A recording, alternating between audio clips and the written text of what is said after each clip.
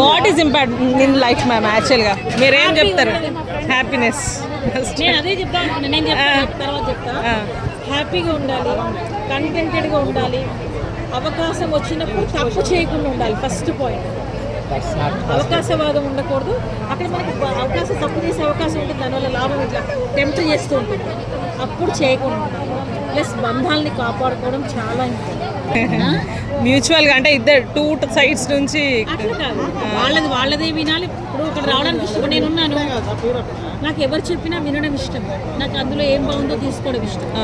వీడు ఉన్నాడు, దేవుడు ఎవరు చెప్పినా నేను వినంటాను, ఎవరు చెప్పిన మా ఆయన అంటారు ఊరందరికీ కౌన్సిలింగ్ ఇస్తావు కదా, నన్ను మార్చలేకపోయి అంటే అసలు నువ్వు మారాలని కోరుకోవట్లేక నన్ను మార్చే ఉద్దేశం ఉండదు.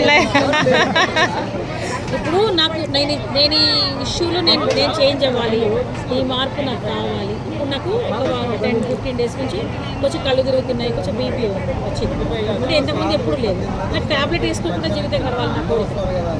సో అలాంటప్పుడు నేను ఏం చేయాలి, ఏం చేస్తే బాగుంటుంది, ఏం మానాలి, ఏం మొదలు పెట్టాలని ఆలోచించుకోవాలి.